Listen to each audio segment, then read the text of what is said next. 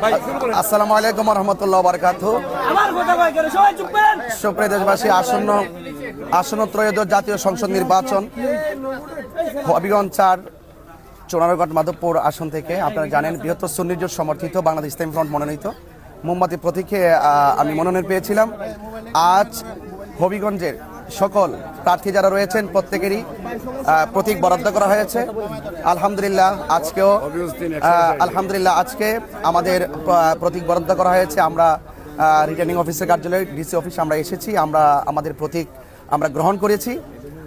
আমি দেশবাসীর কাছে সর্বপ্রথম আমি দোয়া চাই এবং আপনারা জানেন যে হবিগঞ্জ ৩ এবং ৪ হবিগঞ্জ ৪ এই দুই আসন থেকে আমরা বাংলাদেশ ইসলামী ফ্রন্ট মোমবাতি প্রতীকে লড়ছি এবং হবিগঞ্জ ৪ বাহুবল হবিগঞ্জ ১ থেকে আমাদের সুন্নি জোট প্রার্থী মোহাম্মদ সেলিম বদরুদ্দোজা সেলিম ভাই চেয়ার প্রতীকে নির্বাচন করছেন। তো সুতরাং আজকে আমরা আমাদের প্রতীকটা বুঝে পেয়েছি এবং আমরা আশা করব আর কি নির্বাচনী এলাকা যারা রয়েছি সকলকে বলবো অত্যন্ত শান্তিপ্রিয়ভাবে যেন আমরা আমাদের কাজগুলো সম্পন্ন করি এবং পাশাপাশি আমার বরাবরের মতোই একটা চাহিদা থাকবে, নির্বাচন কমিশনের কাছে একটা চাওয়া থাকবে, সেটা হলো লেভেল প্লেয়িং ফিল্ড যেন নিশ্চিত থাকে।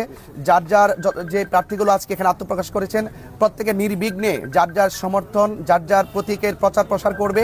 কেউ যেন কাহারও জন্য কোনো প্রতিহিংসা না করি, কোনো ধরনের ভয় ভীতি সংশয় এগুলো যেন আমরা যেন মাঠে তৈরি না করি।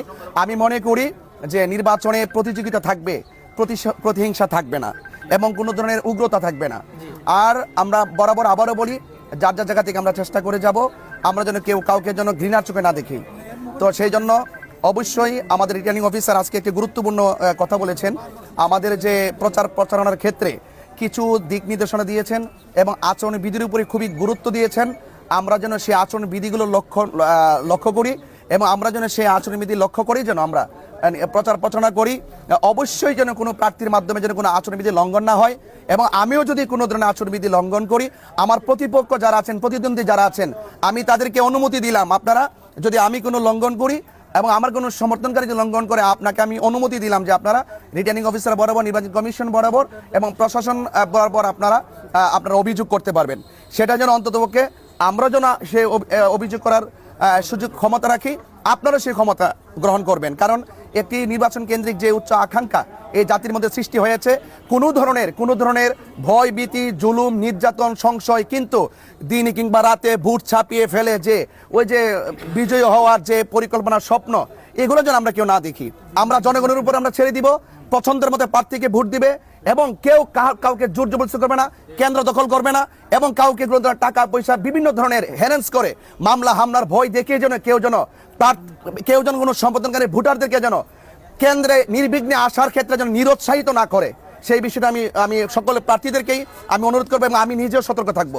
এবং পাশাপাশি যদি কেউ এরকম কিছু করে যে কেন্দ্র দখল করা, রাতে ভোট দিনে ভোট কিংবা প্রার্থীদেরকে হ্যারাস করা, মামলা টামলা করা, আমার মনে হয় যদি এরকম হয় আবারও যদি অবতারণা হয় তাহলে কি হবে যে এই রাষ্ট্র জনগণ নির্বাচন কেন্দ্রিক যে প্রত্যাশা করেছেন সেই প্রত্যাশার রুটম্যাপটি ব্যাহত হবে এবং আমি আশা করব আপনার কারণে এবং আমাদের কারণের জন্য সেই মানুষের স্বপ্ন যেন কাঙ্ক্ষিত স্বপ্ন যেন ব্যাহত না হয় সেটা আমি প্রত্যাশা রেখে আজকে বিদায় নিচ্ছি। আসসালামু আলাইকুম ওয়া রাহমাতুল্লাহি ওয়া বারাকাতুহু। একটা প্রশ্ন, হবিগঞ্জ ৩ নিয়ে আপনি কতটুকু আশাবাদী?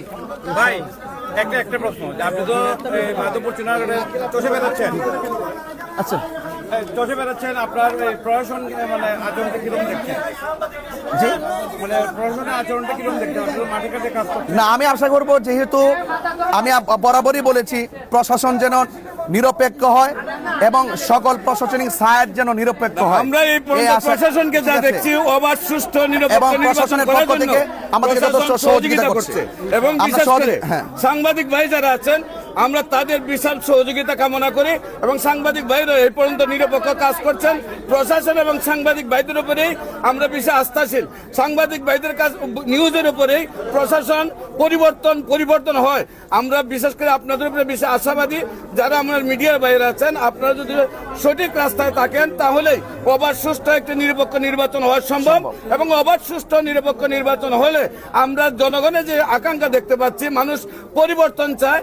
মানুষ এদেশের মানুষ দেশ স্বাধীন হওয়ার পর থেকে এই পর্যন্ত মানুষ যে শান্তি চেয়েছে, কিন্তু বিনিময়ে মারামারি, কাটাকাটি, হানাহানি, চুরি, ডাকাতি, রাহাজারি, খুন খারাপি, নারী নির্যাতন, নারী হত্যা বেড়েই চলেছে। সেই জন্য মানুষ ইসলামকে ভালোবাসে, শান্তির প্রতীকে চায়। মানুষ শান্তির পথে, মানুষ ইসলামকে ভালোবাসে, মোমবাতিকে বিজয় করতে চায়। এই জনগণের আকাঙ্ক্ষা, এবং আমরা বিশ্বাস করি আপনারা যদি আমাদেরকে সহযোগিতা করেন তাহলে মোমবাতি সারা বাংলাদেশে সুন্দরভাবে বিজয় লাভ করবে। এটা বিজয় হবে ইসলামের, বিজয় হবে কোরআনের, বিজয় হবে শান্তির। না, সেটা আমাদের গণভোট সম্পর্কে যে আলোচনা চলছে, সেটার প্রচার প্রসারণা, মানুষকে উদ্বুদ্ধ করা, সেই জায়গা থেকে রাষ্ট্রপক্ষ মানুষকে উদ্বুদ্ধ করছেন, এবং জনগণ রাষ্ট্রের উদ্বুদ্ধ করা জায়গা থেকে জনগণ সেই রায় দিবে। সেই ব্যালট, সেই নির্বাচনের দিন সেই রায় যার যেভাবে দেওয়া সেটা দিবে। আমরা আমাদের জায়গা থেকে এতটুকু আশা করব, আমরা যেন রাষ্ট্রের পক্ষ থেকে যেই সমস্ত নীতিমালাগুলো রাষ্ট্রে প্রণয়ন করা হবে, প্রত্যেক জনগোষ্ঠীকে সেগুলো বোঝানো এবং সেগুলো প্রত্যেককে তুলে ধরা, এবং প্রত্যেকে স্বাধীনভাবে তার সমর্থন, তার সিদ্ধান্ত জানিয়ে দিবে ইনশাআল্লাহ ব্যালটের মাধ্যমে।